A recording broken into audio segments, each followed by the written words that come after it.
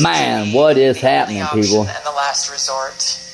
As you know, it's a pretty difficult process. It's very, very expensive. These people are trying and lying. I would carry the medicine that I had to administer shots to myself sometimes in an airport bathroom, and the motherfucker asked him straight up about the job report. They said it was up 16 points from the last quarter. Blah blah blah blah blah. So dude said, that test came back "Is this going to be another one of the situations where are saying that you want to ban IVF 5 days from now you come back and correct your own fucking I just know that job assessment report and lower it down to nothing?" And are concerned about being able to have this option. Hey man, listen. This shit is falling apart. It's fucking crazy. Yup. I'd love for you to talk to them about if you believe how they should feel. anything. Well, thank you very much. That comes out of left media. You're an idiot. They don't even believe it anymore. Life is tough. The left don't even believe it no more. CNN don't even believe it no more. We are doing something. CNN because IVF, as you know, from friends, was like to Kamala. They were like, worked out very well for a lot of people. "Come on, Gave man. them a child. Come on. You gotta do better than that. And You're not good. my people, I wanted to look You're at not. this We ain't gonna let you do us like that. We know that." We have. That's what they said, basically. Taxes, Reminding her that, bitch, we will tell on you. And I said, tell me.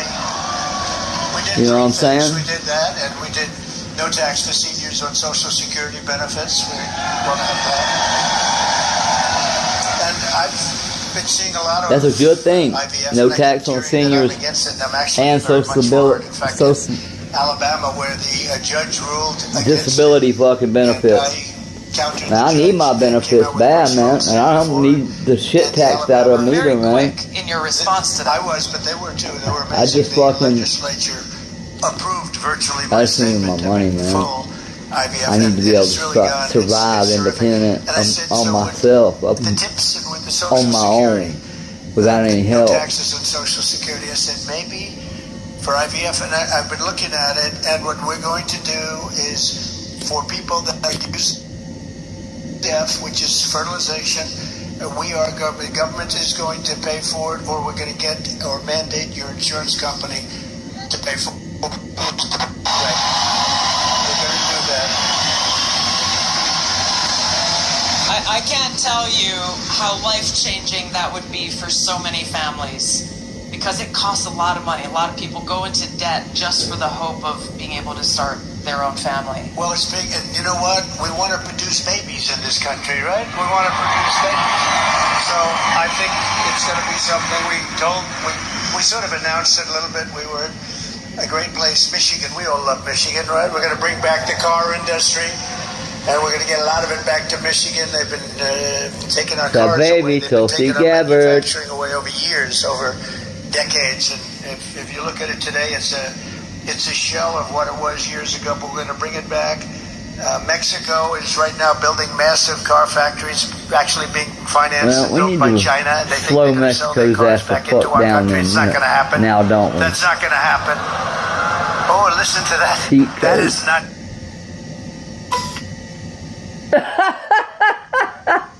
Hey, now they're calling her a cheat code. She's so talented and she draws so much attention, and then, you know, what's so underrated about her is her passing.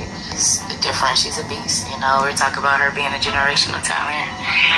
She has a lot of talent, and she's going to continue to keep getting better. And so I think this narrative of like everybody hating on Caitlin Clark, and even the black and white thing, knock it off. But she just wants to win. She just wants to win, and to me, I mean, she's gonna be my rookie of the year. Every day. Y'all mad cause that corn-fed Iowa girl busting y'all mad. Y'all think she too weak. She can't do this. She lead the WNBA in assist. She cooking. Let her cook. Let her cook. The arrival of Caitlin Clark. Hey, that was Shannon Sharp talking about Caitlin Clark. Magnetic personality. She's cooking. Let her cook. as a whole is still adjusting to the changes and looking for ways to slow down. They said she'd never make it into the WNBA. Caitlyn is a big topic right now, she's a so fucking it's not a huge smoke artist. surprise that WNBA head coaches are constantly being asked questions about her during their media availability sessions. Of course, the coaches tend to stay polite with their answers and avoid any hint of controversy, but they often have no choice but to offer their comments on Caitlin Clark and her game. Most of the comments coming from coaches are limited to Caitlyn's on-court presence and given in the context of a particular game. Yet, we can still get some interesting insights from these sound bites. The opinions of WNBA head coaches are unique. They are the ones that actually have to prepare game plans to stop Caitlin Clark, and they are the ones to take heat from the media if these plans fail to bear fruit, as they often do.